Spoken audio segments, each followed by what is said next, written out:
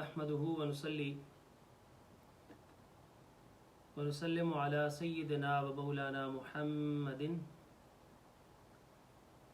रसूलिहिन नबिय्यिल अमीनिल मकीनिल हनीनिल करीमिर रऊफिर रहीम। अम्मा बअदु फ़अऊज़ु बिल्लाहि मिनश शैतानिर रजीम। बिस्मिल्लाहिर रहमानिर रहीम। हुवल्लज़ी अरसल रसूलहु बिल हुदा व दीनिल हक़ लियुज़हिरहु अलद्दीनि कुल्लिहि व कफ़ा बिल्लाहि शहीदा। सदक़ल्लाहु मौलानल अलिय्युल अज़ीम व सदक़ रसूलुहुन नबिय्युल करीमुल अमीन। मौलाया सल्लि व सल्लिम दाइमन अबदा अला हबीबिका खैरिल खल्क़ि कुल्लिहिम। या रब्बि बिल मुस्तफ़ा बल्लिग़ मक़ासिदना वग़फ़िर लना मा मदा या वासिअल करमी। मुअज़्ज़ज़ मोहतरम सामीन व नाज़रीन, अस्सलामु अलैकुम व रहमतुल्लाहि व बरकातुहू। अल्हम्दुलिल्लाह तबारक व तआला, अल्लाह रब्बुल इज़्ज़त का लुत्फ़ व करम और उसका फ़ज़्ल व एहसान है कि आज सोशल मीडिया के थ्रू होने वाली इस गुफ्तगू में और इस मजलिस ज़िक्र इमाम हुसैन में हम सब जमा हुए हैं। अल्लाह रब्बुल इज़्ज़त हमारी इस कोशिश और काविश को और इस मजलिस को अपनी बारगाह में कबूल फरमाए। सबसे पहले मैं मुबारकबाद देता हूँ अपनी स्कॉलर्स ऑफ मिनहाज की पूरी टीम को और ख़ुसूसन अली रज़ा मुस्तफ़ी भाई और फैज़ रसूल जामी साहिब को कि उन्होंने मिनहाजुल कुरान इंटरनेशनल के स्कॉलर्स को एक प्लेटफॉर्म मुहैया किया है कि जिसके ज़रिए वो हुज़ूर नबी मुकर्रम अलैहिस्सलाम के दीन की दावत का काम और उस दीन का पैगाम इस चैनल के थ्रू पूरी दुनिया में पहुंचा रहे हैं। अल्लाह रब्बुल इज़्ज़त इनकी इस कोशिश को और काविश को अपनी बारगाह में कबूल फरमाए। हमारी आज की इस नशिस्त का मौजू है हक्का के बिना इला इला अस्त हुसैन। असल में ये अल्फाज जो हैं ये सुल्तानुल हिंद, सुल्तानुल औलिया हज़रत सैयदना ख्वाजा मुइनुद्दीन हसन चिश्ती अजमेरी रज़ियल्लाहु ताला अन्हो उनके अशआर में से माखूज़ है ये उन्वान और ये टाइटल कि जब आपसे पूछा गया कि इमाम आली मुकाम का मुकाम और मर्तबा क्या है तो आपने फरमाया मेरे अकीदे और मेरे फ़हम दीन के मुताबिक शाह अस्त हुसैन बादशाह अस्त हुसैन कि कायनात के सुल्तान और शाह भी हुसैन हैं और बादशाह भी हुसैन हैं। फरमाते हैं दी अस्त हुसैन दी पना अस्त हुसैन, खुदा का दीन भी हुसैन है और इस दीन की पनागाह भी हुसैन है। सरदाद न दाद दस्त दर दस्त यजीद, अपना सर अनवर तो दे दिया, सर अनवर कटा दिया, शहादत तो कबूल कर ली, मगर एक जालिम और एक जाबिर शख्स के हाथ में अपना हाथ नहीं दिया। तो क्या किया? अपनी कुर्बानी देकर हुजूर अलैहिस्सलाम का दीन बचाया। तो हक्का के बिना इला इला अस्त हुसैन, तो हुसैन पाक ने ऐसी कुर्बानी दी कि अपना सब कुछ तो कुर्बान कर दिया मगर क़यामत तक हुजूर अलैहिस्सलाम के दीन को बका अता कर दी। इमाम आली मुकाम सैयदना इमाम हुसैन का ये मकाम और मर्तबा जो हज़रत ख्वाजा मुइनुद्दीन चिश्ती अजमेरी रज़ियल्लाहु ताला अन्हो ने बयान किया है, इस पर हम आज थोड़ी सी बात करेंगे। ये सिर्फ इश्क और ज़ौक़ में कही हुई बात नहीं है और ऐसा नहीं है कि हज़रत ख्वाजा मुइनुद्दीन चिश्ती अजमेरी रज़ियल्लाहु ताला अन्हो ने मोहब्बत में और ज़ौक़ में ये बात कर दी। अगर हम सही तौर पर तालीमात दीन का मुताला करें तो इस बात में ذرا برابر بھی کوئی شک نہیں کہ واقعی اس دین کی بنیاد اور لا الہ کی بنیاد حسین ہے۔ قرآن مجید کی جو آیت مبارکہ میں نے تلاوت کی ہے یہ سورہ الفتح کی آیت نمبر 28 ہے، اور اس سے ملتا جلتا مضمون اللہ رب العزت نے 2 مقامات پر قرآن مجید میں اور بھی بیان کیا ہے انہی الفاظ کے ساتھ۔ ارشاد فرمایا هو الذی ارسل رسولہ بالہدی ودین الحق، فرمایا وہی ہے جس نے اپنے رسول صلی اللہ علیہ وسلم کو ہدایت اور دین حق عطا فرما کر بھیجا، لیظہرہ علی الدین کلہ، تاکہ اسے تمام ادیان پر غالب کر دے۔ اب یہاں اللہ رب العزت نے حضور نبی مکرم علیہ السلام کی بعثت اور آپ کی آمد کا مقصد بھی بیان کیا ہے، اور حضور علیہ السلام کے ساتھ جو نعمتیں اس کائنات میں اتری ہیں ان کو بھی اللہ رب العزت نے بیان کیا ہے۔ اور یہاں 2 چیزوں کا ذکر ہے، فرمایا اللہ کی ذات وہ ہے جس نے اپنے رسول کو ہدایت اور دین حق دے کر بھیجا، تو گویا یہاں 2 چیزوں کا ذکر ہے، ایک خدا اور دوسرا دین حق۔ اب اس کی مختلف تفاسیر ہیں جو ائمہ تفسیر نے کی ہیں کہ خدا سے مراد کیا ہے اور دین حق سے مراد کیا ہے۔ ہمارے پاس چونکہ وقت اتنا نہیں کہ ہم تفصیل میں جائیں، مگر مختصراً یہ سمجھ لیں کہ ہدایت اور دین حق سے مراد کیا ہے۔ خدا کے لیے ائمہ نے بیان کیا ہے کہ خدا سے مراد علم ہے۔ امام طبری، امام قرطبی اور دیگر کچھ ائمہ روایت کرتے ہیں کہ خدا سے مراد علم نافع، یعنی نافع علم ہے، یعنی دین کا وہ علم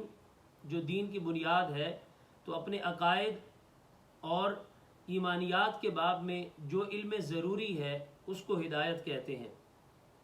اور دین حق سے مراد الاعمال الصالحہ الصحیحہ، تو وہ علم حاصل ہو جانے کے بعد جو اعمال صالحہ ہیں، یعنی ان تعلیمات کو عملی شکل دینا اور عملی شکل میں انہیں ڈھالنا، اس کو دین حق کہا جاتا ہے۔ آسان لفظوں میں سمجھنا چاہیں تو اس پورے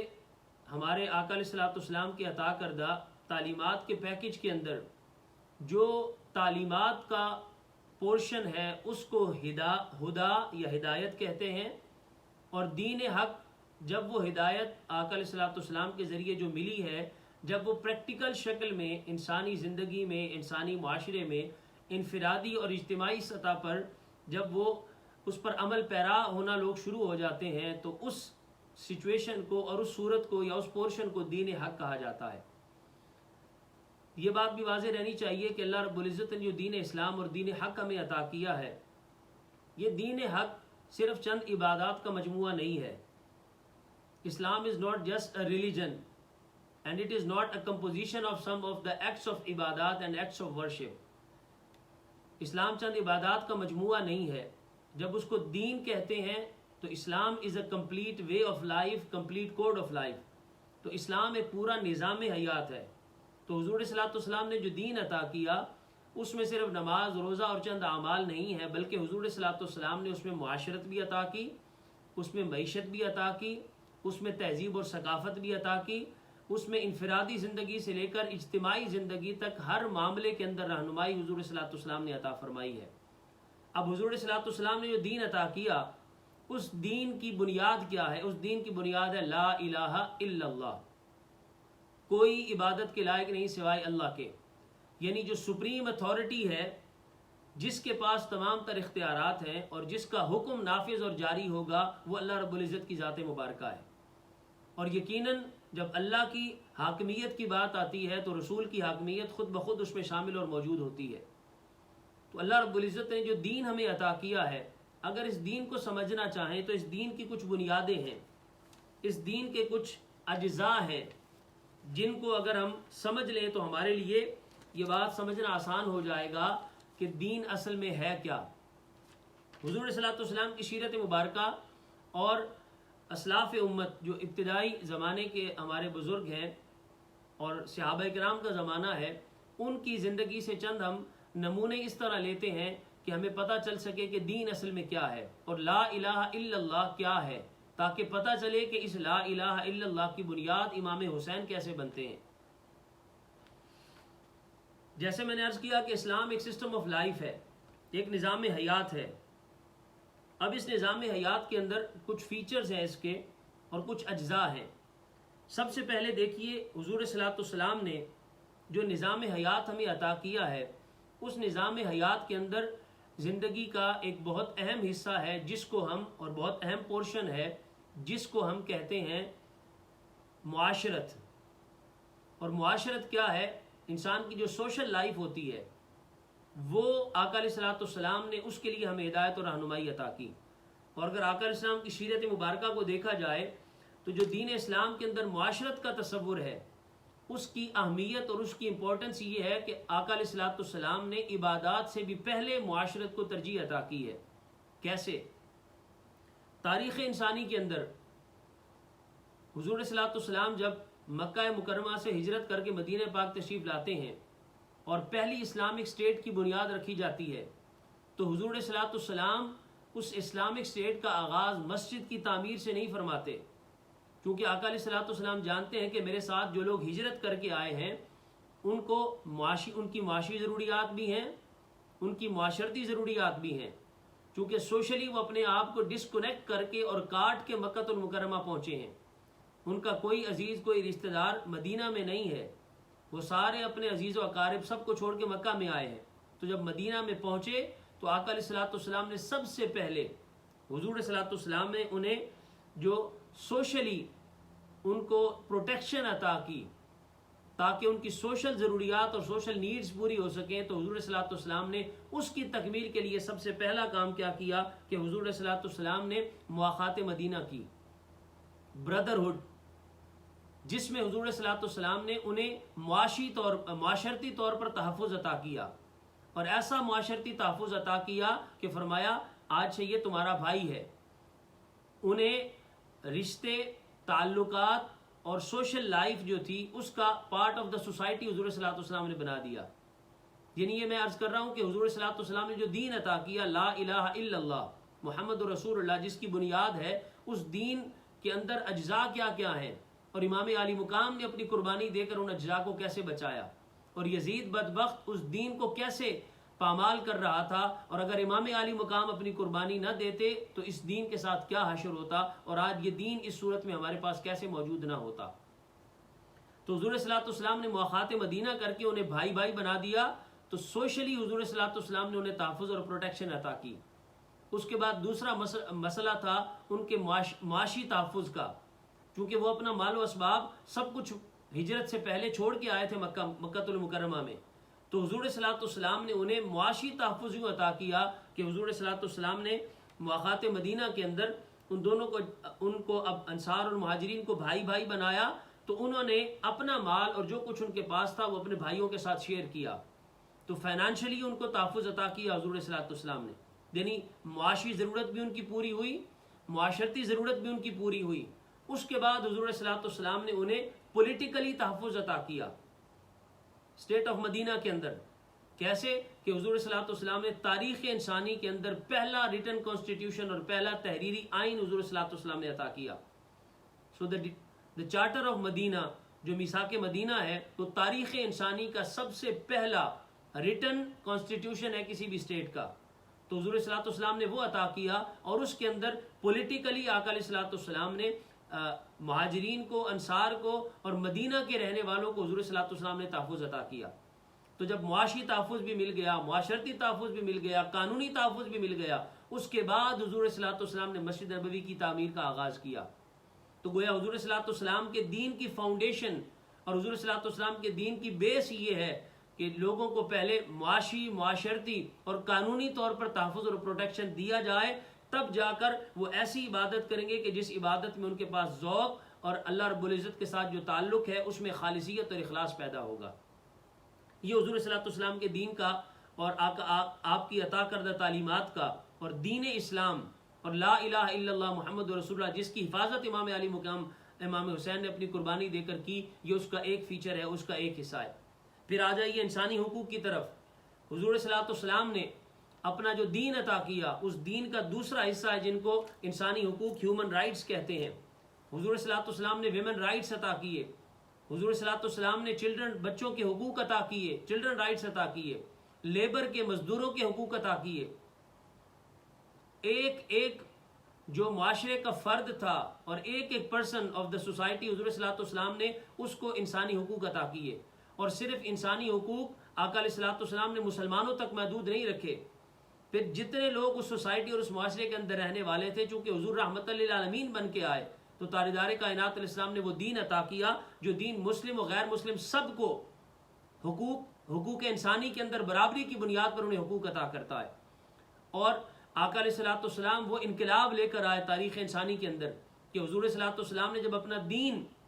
پھیلانا شروع کیا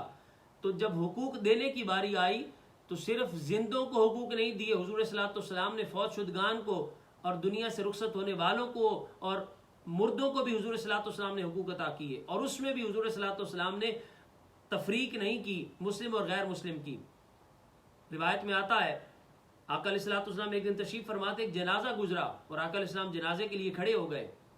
بعد میں صحابہ کرام نے عرض کی حضور یہ جنازہ تو ایک یہودی کا تھا. تو آقا علیہ السلام نے فرمایا الیس نفسا، بے شک وہ یہودی تو تھا مگر کیا انسان نہیں تھا؟ تو میں انسانی جان کے احترام میں کھڑا ہوا ہوں. یہ وہ انسانی حقوق کا تصور ہے جو آقا علیہ السلام نے 14 صدیاں پہلے عطا کیا، جسے آج تک دنیا کا کوئی معاشرہ اور کوئی سوسائٹی عطا نہیں کر سکتی.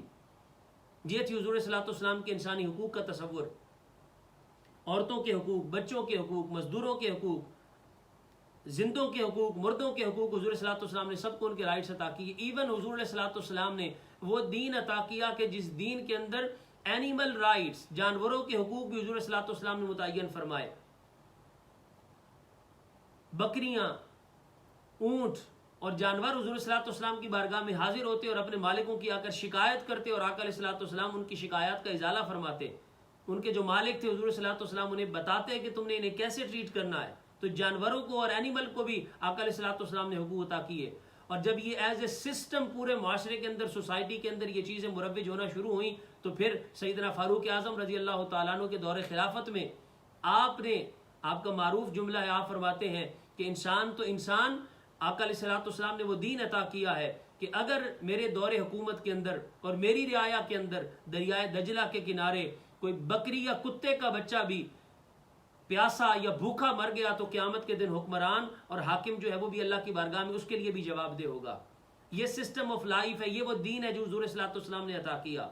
جس کے تحفظ کے لیے امام علی مقام نے اتنی بڑی قربانی دی. پھر اسی طرح آگے چلتے آئے، حضور صلی اللہ علیہ وسلم نے مائنورٹیز کو رائٹس دیے. مائنورٹیز کو حضور صلی اللہ علیہ وسلم نے رائٹس دیے. جو اقلیتیں تھیں حضور صلی اللہ علیہ وسلم نے انہیں حقوق عطا کیے. اور جب میثاق مدینہ، چارٹر آف مدینہ لکھا جا رہا تھا تو آخر میں حضور صلی اللہ علیہ وسلم نے اس کے سٹارٹنگ میں لکھا کہ یہ معاہدہ، اور دس از اے کنٹریکٹ، یہ ایسا معاہدہ ہے جو مسلم اور جیوز آف مدینہ، یعنی مدینہ کے مسلمان اور مدینہ کے یہودیوں کے درمیان ہے. اور اس کے اندر شکوں میں سے آقا علیہ الصلوۃ والسلام نے ایک شک یہ درج فرمایا کہ وہ بطور ایک نیشن کے، بطور ایک قوم کے، اس قوم کے فرد ہونے کی وجہ سے وہ مسلمانوں کے بھائی ہیں. یہ مائنورٹی رائٹس یہ تاریخ انسانی میں جو کوئی نہ دے سکا جو حضور صلی اللہ علیہ وسلم نے عطا کیے. اور پھر مائنورٹی رائٹس کا یہ تصور بھی دیکھیے کہ حضور صلی اللہ علیہ وسلم کی بارگاہ میں ڈیلیگیشن آیا، نجران سے ایک وفد آیا اور اس نے حضور صلی اللہ علیہ وسلم سے ملاقات کی. تو حضور صلی اللہ علیہ وسلم نے انہیں ٹھہرایا بھی تو مسجد نبوی کے اندر ٹھہرایا. ان کا سارا جو انتظام تھا وہ حضور صلی اللہ علیہ وسلم نے خود کیا. ان کے ٹھہرانے کا سارا بندوبست حضور صلی اللہ علیہ وسلم نے انتظام خود کیا، اس کو مینیج خود کیا. اور جب ان کی عبادت کا وقت تھا اور انہوں نے اجازت مانگی تو حضور صلی اللہ علیہ وسلم نے فرمایا کہ تمہیں کہیں اور جانے کی اجازت نہیں، یہیں اس مسجد کے اندر اپنے طریقے کے مطابق اللہ کی عبادت جو کرنا چاہو تم کر سکتے ہو. یہ وہ مائنورٹی رائٹس کا تصور تھا جو حضور صلی اللہ علیہ وسلم نے اپنے دین میں عطا کیا. پھر اسی طرح آگے چلتے آئیے، حضور صلی اللہ علیہ وسلم نے عدل و انصاف پر مبنی ایک ایسا معاشرہ عطا کیا، اور عدل اور انصاف اور جسٹس پر مبنی ایک ایسی تعلیمات کا پیکج عطا کیا کہ جس کی بنیاد پر حضور صلی اللہ علیہ وسلم کا دین پھر آگے ایکسپینڈ ہوتا گیا اور پھیلتا گیا. حضور صلی اللہ علیہ وسلم نے وہ نظام عدل عطا کیا کہ جس کے اندر کسی کو کوئی ایکسیپشن اور کوئی استثناء نہیں تھا. حاکم وقت وہ مالک اور مختار نہیں تھا، وہ ایک ٹرسٹی کے طور پر، ایک امین کے طور پر اختیارات اس کے پاس ہوتے تھے، اور اس سے اکاؤنٹیبلٹی ہوتی تھی، اس کا احتساب ہوتا تھا اور اسے پوچھا جاتا تھا. اور اکاؤنٹیبلٹی کا وہ تصور حضور صلی اللہ علیہ وسلم نے عطا کیا، خود بھی پریکٹس کیا. مگر خلفائے راشدین کے زمانے سے میں ایک مثال عرض کرنا چاہتا ہوں کہ خلیفہ وقت بھی نظام عدل کے سامنے اپنے آپ کو پیش کرنا اس کے لیے لازم اور ضروری ہوتا تھا. 2 واقعات ہیں. پہلا سیدنا فاروق اعظم رضی اللہ تعالیٰ عنہ کا واقعہ کہ عام شخص ایک پبلک کا وہ خلیفہ وقت اور حاکم وقت سے سوال کرنے کی جرت رکھتا تھا. یہ وہ دین تھا جو حضور صلی اللہ علیہ وسلم نے عطا کیا. اور کیسے کہ سیدنا عمر فاروق رضی اللہ تعالیٰ عنہ ایک دن منبر پر جلوہ افروز ہوئے خطبہ دینے کے لیے، اور آپ نے قمیض پہنا ہوا تھا، نیا قمیض تھا آپ کا. تو ایک شخص پبلک میں سے کھڑا ہوا، لوگوں میں سے کھڑا ہوا، اور اس نے سوال کیا، اے امیر المومنین، آپ جو ہے وہ جس جبے کو زیب تن فرمائے ہوئے ہیں، یہ تو اس لباس میں سے، اس کپڑے میں سے ہے کہ جو لباس اور جو کپڑا مال غنیمت میں آیا تھا، اور ایک چادر سب کو عطا کی گئی تھی، اور ایک چادر سے آپ کا لباس نہیں بنتا، تو آپ نے جو لباس پہنا ہے اس کے لیے دوسری چادر کہاں سے آئی؟ That was the concept of accountability. احتساب کا وہ تصور تھا جو حضور صلی اللہ علیہ وسلم نے عطا کیا. اور سیدنا فاروق اعظم رضی اللہ تعالیٰ نے نہیں فرمایا کہ تم کون ہوتے ہو مجھ سے سوال کرنے والے، میں خلیفہ وقت ہوں، حاکم وقت ہوں. آپ نے اپنے بیٹے عبداللہ بن عمر کو کھڑا کیا، اور حضرت عبداللہ بن عمر نے گواہی دی، اور انہوں نے کہا کہ میں نے اپنے حصے کا کپڑا بھی اپنے والد کو دیا، اور یہ جو دوسری چادر اس لباس میں موجود ہے وہ ہے جو میں نے اپنے والد کو ہدیتاً پیش کی تھی اور تحفہ پیش کیا تھا. یہ اکاؤنٹیبلٹی کا وہ تصور تھا جو حضور صلی اللہ علیہ وسلم نے اپنے دین میں عطا کیا، اور یہ لا الہ الا اللہ کے اندر اس کی ایک اہمیت اور اس کی ایک اپنی امپورٹنس تھی. پھر اسی طرح حضرت سیدنا مولا کائنات مولا علی المرتضیٰ کرم اللہ وجہ الکریم، آپ کا زمانہ خلافت تھا، ایک یہودی نے آپ کے خلاف کمپلین درج کی عدالت کے اندر، اور عدالت وقت کے اندر اس نے یہ کمپلین درج کی کہ خلیفہ وقت حضرت امیر المومنین علی المرتضیٰ کرم اللہ وجہ الکریم کے پاس جو زرہ ہے وہ میری ہے، جو آرمر ان کے پاس ہے وہ میری ہے.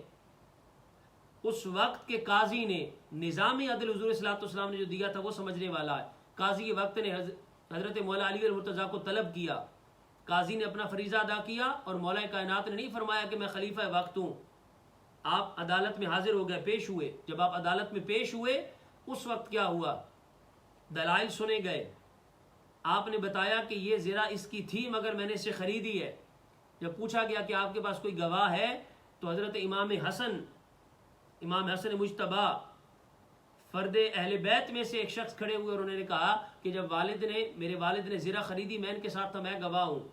قاضی نے اس وقت فوراً روک کر کہا، فرمایا حضور صلی اللہ علیہ وسلم کے عطا کردہ دین اور نظام عدل اور جسٹس کے سسٹم کے اندر بیٹے کی گواہی باپ کے حق میں قبول نہیں ہے. انہوں نے نہیں کہا کہ تم جانتے نہیں ہم کون ہیں، ہمارا مقام کیا ہے، ہمارا مرتبہ کیا ہے، ہمارے لیے قرآن کے اندر آیات تطہیر اتری ہوئی ہیں. انہوں نے اس کو آگے سے کاؤنٹر نہیں کیا، انہوں نے فوراً حضور صلی اللہ علیہ وسلم کے عطا کردہ دین کے اس اصول کو ایکسیپٹ کرتے ہوئے وہیں سرنڈر کر دیا. اور قاضی وقت نے، قاضی شرح، انہوں نے فیصلہ اس یہودی کے حق میں دیا. اور اس یہودی نے جب یہ دیکھا کہ یہاں نظام عدل ایسا ہے اور تعلیمات دین کا پیکج جو حضور اسلام نے عطا کیا اس پر امپلیمنٹیشن اس کی ایسی ہے کہ خلیفہ وقت حاضر بھی ہوتا ہے اور اس کے خلاف بھی عدالت فیصلہ دے تو وہ خوشی سے اس کو قبول کرتا ہے. یہ نہیں دیکھا جاتا کہ کون ہے، یہ دیکھا جاتا ہے کہ نظام عدل کے تقاضے پورے ہوئے یا نہیں. اس نظام عدل کو دیکھ کر اور حضور صلی اللہ علیہ وسلم کے عطا کردہ نظام اور دین کے اس انصاف کے پہلو کو دیکھ کر وہ شخص مسلمان ہو گیا. تو برادران مکرم اور عزیزان محترم اور سامعین و ناظرین، یہ وہ نظام عدل تھا جو حضور صلی اللہ علیہ وسلم نے عطا کیا. یہ وہ بنیادیں تھیں حضور صلی اللہ علیہ وسلم کے دین کی جو حضور صلی اللہ علیہ وسلم نے دین عطا کیا، جس پر خلفائے راشدین نے آگے نظام خلافت کو چلایا. اب آتے ہیں اگلے معاملے کی طرف کہ امام علی مقام کو کیا ضرورت پڑی اپنا خانوادہ قربان کروانے کی، اپنا سر مبارک اپنے تن سے جدا کروانے کی، اپنے گھر کی پاک دامن بیبیاں ان کو قیدی بنا کر بازاروں سے گزارا گیا. اتنی بڑی قربانی دینے کی امام علی مقام کو ضرورت کیا تھی؟ اور امام علی مقام نے یہ سب کچھ کیا کیوں؟ پہلی بات تو یہ یاد رکھی، حضور صلی اللہ علیہ وسلم نے فرمایا تھا حسین منی وانا من الحسین، حسین مجھ سے ہے اور میں حسین سے ہوں. اور یاد رکھیے نبی اپنی نبوت کی وجہ سے نبی ہوتا ہے، تو حضور صلی اللہ علیہ وسلم جو نبی ہیں اور آپ کا جو منصب نبوت ہے اس کا فریضہ جو آپ نے ادا کیا وہ اس صورت میں ادا کیا کہ دین اسلام ایک پورے پیکج کے طور پر، نظام حیات کے طور پر انسانیت کو عطا کیا. اور اگر آقا علیہ الصلوۃ والسلام کا دین اور دین کی جو ویلیوز ہیں وہ پامال ہو جاتی اور وہ دین کی ویلیوز اور فاؤنڈیشن اور اس دین کی جو مختلف اجزاء ہیں وہ اپنی جگہ پر قائم نہ رہتے تو پھر کیا ہوتا؟ پھر حضور صلی اللہ علیہ وسلم کا دین رفتہ رفتہ مٹنا شروع ہو جاتا اور ختم ہو جاتا. مگر امام علی مقام کو آقا علیہ الصلوۃ والسلام نے یہ مقام عطا کیا، فرمایا وَأَنَا مِنَ الْحُسَيْن، میں حسین سے ہوں، اس لیے کہ میرے دین کی بقا حسین سے ہے. حسین ایک ایسی قربانی دے گا کہ جس قربانی کی وجہ سے قیامت تک میرا دین باقی رہ جائے گا. اب سمجھنے کی بات یہ ہے کہ اس یزید نے کیا کیا تھا جس کی وجہ سے امام علی مقام کو یہ قربانی دینی پڑی. اب اگر آ جائیں یزید کی طرف تو یزید نے سب سے پہلے ڈیموکریسی، جمہوریت اور ایک پولیٹیکل جو سیاسی آزادی تھی اس کا خاتمہ کرتے ہوئے آمریت کو بپا کیا. یزید ڈکٹیٹر کے طور پر اب اس کرسی اقتدار پر بیٹھا اور اس نے اس کرسی اقتدار پر بیٹھتے ہی ڈکٹیٹرشپ کا آغاز کر دیا. ایک تو قبضہ اس پر کیا، یعنی جو ایک طریقہ تھا خلافت کے چناؤ کے لیے اس کو توڑ کر، اس راستے کو چھوڑ کر وہ ڈکٹیٹر بن کر، حاکم بن کر مسلط ہوا، قابض ہوا، اور پھر اس نے حاکمیت جو اپنی تھی وہ ڈکٹیٹرشپ کے طور پر اس کو سٹارٹ کیا. پھر اس نے اداروں کو پامال کرنا شروع کر دیا. کوئی ادارہ اپنی مرضی سے، اپنی آزادی سے کام نہیں کر سکتا تھا. نظام عدل کو برباد کیا، اداروں کو تباہ کیا، اور ہر چیز اپنی منمانی اور اپنی مرضی سے کرنے لگ گیا. اصول اور بنیادیں جو حضور صلی اللہ علیہ وسلم کے دین کی، جو میں پہلے عرض کر چکا ہوں، انسانی حقوق کی صورت میں ہو، معاشرتی حقوق کی صورت میں ہو، معاشی حقوق کی صورت میں ہو، سیاسی حقوق کی صورت میں ہو، انسانی حقوق کی صورت میں ہو، اقلیتوں کے حقوق کی صورت میں ہو، اس نے سب کو ڈیمولش کر کے تباہ اور برباد کر دیا. اور پھر وہاں کوئی رول آف لا نہیں تھا، یعنی نظام عدل اس نے ختم کر دیا. رول آف ڈسکریشن چلتا تھا، اپنی منمانی اور اپنی مرضی کے فیصلے کیے جاتے تھے. اپوائنٹمنٹس اور جہاں جہاں لوگوں کو متعین کرنا ہوتا تھا وہ اپنی مرضی سے کیا کرتا تھا. اس کے بعد کوئی سیاسی آزادی کسی کے پاس نہیں تھی. جیسے خلفائے راشدین کے دور میں ہر شخص آزاد تھا اور اپنی آزادی سے فیصلہ کرتا تھا، اور جس کو چاہتا تھا اس کو خلیفہ منتخب کرنے کے لیے اپنا ہاتھ اس کے ہاتھ میں دے کر بیعت کیا کرتا تھا. اس نے وہ پولیٹیکل فریڈم ختم کر دیا. پھر احتساب کا نظام اس نے ختم کر دیا، اور ایسے ختم کیا کہ کوئی پوچھنے والا نہ تھا. اور وہ کیا کرتا تھا کہ جو عوام کا پیسہ تھا، جو پبلک فنڈز ہوتے تھے، وہ اپنے ذاتی ضروریات پر اور ذاتی معاملات پر خرچ کیا کرتا تھا، اور اس کو کوئی پوچھنے والا نہ تھا. پھر اس کے خلاف کوئی آواز اٹھانے کے لیے کسی کو اجازت نہ تھی، اور جو اس کے خلاف آواز اٹھاتا اس کو یا مروا دیا جاتا، قتل کر دیا جاتا، یا اس کو جیلوں میں ڈال دیا جاتا تھا. پھر اس کے بعد اس نے ملوکیت کا جو ہے اس کا آغاز کیا. ڈکٹیٹرشپ پر ملوکیت کے طرز پر اس نے اپنا طرز حکومت قائم کیا، اور وہ سارا نظام عدل، وہ سارا نظام سیاست، نظام معاشرت اور معیشت اس کو تباہ و برباد کر دیا. یہ وہ کام تھے جو یزید نے کیے. اور پھر امام علی مقام نے آگے سے کیا کیا؟ امام علی مقام نے جب یہ دیکھا کہ حضور کے دین کی حرمت پامال ہو رہی ہے، حضور کے دین کی قدریں مٹ رہی ہیں، انسانی حقوق پامال ہو رہے ہیں، معاشرتی حقوق پامال ہو رہے ہیں، سیاسی حقوق پامال ہو رہے ہیں، لوگوں سے ان کی آزادی چھین لی گئی ہے، اور ایک شخص جو آقا علیہ الصلوۃ والسلام کی عطا کردہ دین کی قدروں کو اس طرح پامال کر رہا ہے کہ وہ عوام کا پیسہ اپنی ذاتی ضروریات پر اور ذاتی اس کا اپنا جو اختیار ہے اس کو استعمال کرتے ہوئے اپنی ذاتی معاملات پر خرچ کرتا ہے. جب امام علی مقام نے یہ سب کچھ دیکھا، اور پھر دوسری طرف امام علی مقام کی نگاہ دیکھ رہی تھی کہ آنے والے زمانے میں اور آنے والے وقت میں یہ یزید بدبخت کیا کرنے والا ہے، اور پھر امام علی مقام کی نگاہ تو دیکھ رہی تھی، بعد میں پوری کائنات نے یہ نظارہ دیکھا اور انسانیت نے یہ نظارہ دیکھا کہ کس طرح اس نے حرم مکہ کی حرمت کو پامال کیا، حرم مدینہ کی حرمت کو پامال کیا، کس طرح اس نے صحابہ کرام 700 کے قریب صحابہ کرام کو قتل کروایا، 10,000 کے قریب لوگوں کا خون مدینہ کی گلیوں میں بہایا. یہ جو قتل عام اس نے کروانا تھا، یہ سب کچھ امام علی مقام کی نگاہ دیکھ رہی تھی، اس لیے آپ اس کے خلاف کھڑے ہوئے. اس وقت میں ہر کوئی جب خاموش تھا، دیکھ ہر کوئی رہا تھا،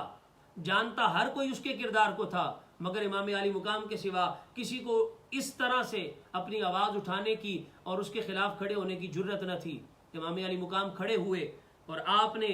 اپنی جان بھی قربان کی، اپنے خانوادے کی جان بھی قربان کی، اپنے اصحاب کی جانیں بھی دیں، اور یہ سب کچھ دے کر گھر والے قیدی بنائے گئے، انہیں کوفہ اور دمشق کے بازاروں سے گزارا گیا، اسیری اور قید کاٹی گئی، اور آقا علیہ السلام کے خانوادے اور اہل بیت پاک پر مظالم توڑے گئے اور مظالم کے پہاڑ ان پر ٹوٹے، مگر اس کے باوجود امام علی مقام نے یہ سب کچھ گوارا کیا، مگر ایک ظالم کے ساتھ سمجھوتا کرنا گوارا نہ کیا۔ میں اختتام کی طرف آ رہا ہوں۔ امام علی مقام کو یزید نے پیغام بھیجا تھا کہ اے حسین، مجھے آپ سے کوئی مسئلہ نہیں ہے، اگر آپ صرف دین کا اور اللہ اللہ کا آواز و تبلیغ کا کام کرتے رہے مجھے کوئی پرابلم نہیں، آپ مدینہ میں بیٹھ کر ممبر پر خطبے دیں، نمازیں پڑھائیں، جو کچھ اعمال ذاتی آپ نے کرنے ہیں وہ کریں،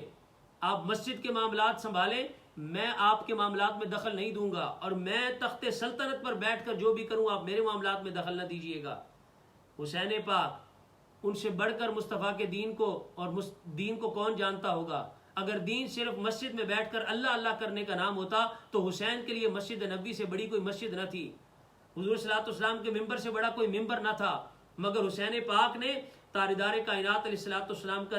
دین بچانے کے لیے حضور کے شہر کو خیر آباد کہا۔ آقا علیہ السلام کے شہر سے اور اس اپنے وطن سے جدائی امام علی مقام نے اختیار کی،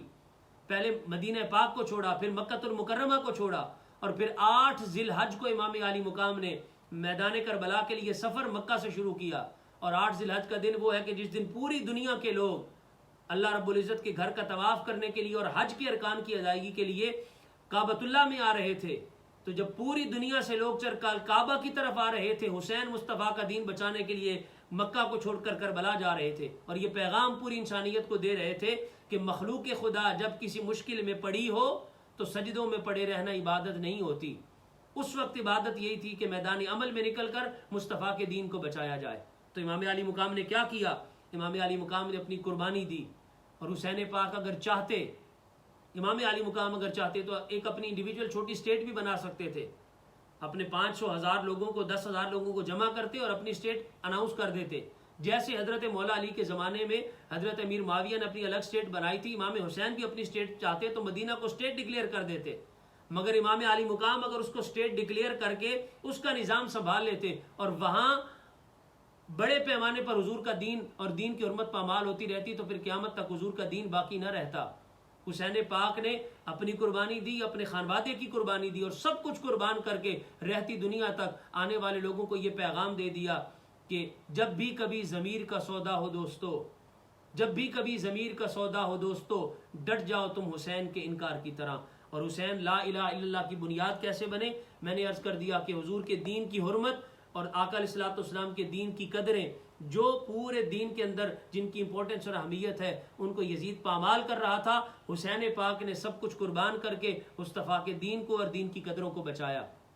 آخر میں صرف اتنی بات کرنا چاہتا ہوں کہ امام علی مقام اگر شہید نہ ہوتے اور امام علی مقام اگر اپنی قربانی نہ دیتے تو اس کا اثر تاریخ انسانی میں کیا پڑتا اور آنے والے زمانوں پر کیا پڑتا۔ یاد رکھیے، آج جہاں کہیں ظلم ہوتا ہے اور حق کے خلاف لوگ صف آرا ہو کر حق کو دبانے کی کوشش کرتے ہیں تو بہت سے لوگ ایکسکیوز تلاش کرتے ہیں، بہانے تلاش کرتے ہیں، اور جب بھی حق کے لیے قربانی دینے کی بات آتی ہے تو لوگ ایسی روایات اور ایسے معاملات اور ایسی چیزیں تلاش کرتے ہیں جس کے ذریعے وہ اپنے آپ کو بچا سکیں۔ یاد رکھیے، اگر امام علی مقام امام حسین کھڑے نہ ہوتے اور اپنی جان قربان نہ کرتے، اپنا خانوادہ قربان نہ کرواتے، اور یہ سب کچھ جو کچھ واقع کربلا میں اور میدان کربلا میں ہوا یہ نہ ہوتا، تو یاد رکھیے قیامت تک رہتی دنیا تک ہر کسی کو ایکسکیوز مل جاتا کہ اگر ظلم کے خلاف نواسے رسول نہیں اٹھے تو ہم کیوں اٹھیں۔ حسین پاک نے اس ظلم کے خلاف اٹھ کر قیامت تک آنے والے ہر ضمیر کو زندہ کیا ہے، ہر باضمیر شخص کا ضمیر حسین پاک نے زندہ کیا ہے، اور حسین پاک کی قربانی سے یہ بات اسٹیبلش ہو گئی ہے کہ اب حسین پاک نے ایک ماڈل دے دیا، ایک اسوہ دے دیا، ایک طریق عطا کر دیا کہ جب بھی ظلم پھیل رہا ہو اور ظلم جو ہے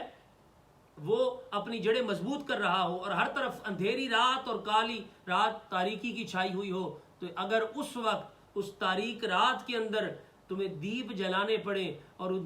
دیپوں کو اور اس چراغوں کو جلانے کے لیے تمہیں اپنا خون دینا پڑے تو اپنا خون دینے سے گریز نہ کرنا، اپنے خانوادے کا خون دینا پڑے تو خانوادے کا خون دینے سے گریز نہ کرنا، مگر یاد رکھنا کالی رات میں کبھی چھپ کر مت بیٹھنا، ڈر کے مت بیٹھنا۔ جب ہر کوئی اندھیری رات میں ڈر کے بیٹھا ہو، تمہارا کام ڈر کے بیٹھنا نہیں ہے، حسین کے غلام ہو تو تمہارا کام یہ ہے کہ میدان عمل میں نکلنا اور اپنا خون دے کر ایسے چراغ جلا جانا کہ جس سے کم از کم کچھ لوگوں کو روشنی میسر آ جائے۔ تم ایک چراغ جلاؤ گے، چراغوں سے چراغ جلتے جائیں گے اور انشاءاللہ وہ وقت آئے گا کہ یہ تاریکی چھٹ جائے گی اور ہر طرف اجالا اور نور پھیل جائے گا۔ آج کے اس دور پرفتن میں منہاج القرآن انٹرنیشنل اور حضور شیخ الاسلام مدظ اللہ العالی یہی پیغام، یہی میسج اور یہی اسوہ شبیری اور کردار شبیری لے کر میدان عمل میں ہے کہ پوری دنیا میں جہاں حضور صلی اللہ علیہ وسلم کے دین پر حملہ ہے اور خصوصاً ملک پاکستان کے اندر لوگوں کی سیاسی، معاشی، معاشرتی آزادی چھین لی گئی ہے اور بہت سے مذہبی طبقے اور مذہب کا نام لینے والے ڈر کر، خائف ہو کر اپنی خانقاہوں میں یا اپنی مساجد اور مدارس میں بیٹھے ہیں، ایک آواز ہے اس مرد کلندر شیخ الاسلام ڈاکٹر محمد طاہر القادری کی مدظ اللہ العالی کی، اور ایک تحریک ہے جو میدان عمل میں نکل کر وقت کے ہر جابر اور ظالم کا مقابلہ بھی کر رہی ہے اور کائنات والوں کو یہ پیغام دے رہی ہے کہ حسین کے جو غلام ہوتے ہیں وہ اپنی جانیں تو دے دیتے ہیں مگر کبھی ظالم کا ساتھ نہیں دیتے اور نہ کبھی ظلم کے آگے اپنا سر جھکاتے ہیں، اور فتح ہمیشہ حق کی ہوتی ہے۔ اس کی علامت اور اس کی دلیل یہ ہے کہ وہ شام والے یزیدی فوج والے جو امام علی مقام کا سر جھکانے کے لیے آئے تھے، حسین پاک نے سر تو کٹا دیا، ان کے آگے سر نہیں جھکایا، اور پھر فتح دیکھیے کہ وہ جو امام علی مقام کا سر جھکانے کے لیے آئے تھے جب دمشق اور کوفہ کے بازاروں میں جا رہے تھے حسین کا سر جھکا ہوا نہیں تھا، آپ کا جسد مبارک اور جسم مبارک تو کربلا میں پڑا تھا مگر حسین پاک کا سر نیزوں پر بلند ہو کر جا رہا تھا، تو جس سر کو جھکانے آئے تھے اسی سر کو سر بلند کر کے ان لوگوں کو بھی واپس جانا پڑا۔ فتح ہمیشہ حق کی ہوتی ہے۔ اللہ رب العزت کی بارگاہ میں دعا اور التجا ہے کہ ہمیں امام علی مقام سیدنا امام حسین کی محبت میں، آپ کی غلامی میں جینا مرنا عطا فرمائے، اور آپ کے اسوہ کے مطابق اور آپ نے جو کردار عطا کیا اس کردار کے مطابق اپنی آنے والی نسلوں کی تربیت کی بھی اللہ ہمیں توفیق عطا فرمائے، اور ہماری آنے والی نسلوں میں اللہ حسین کے غلام پیدا فرمائے۔ السلام علیکم ورحمۃ اللہ وبرکاتہ، وما علینا الا البلاغ المبین۔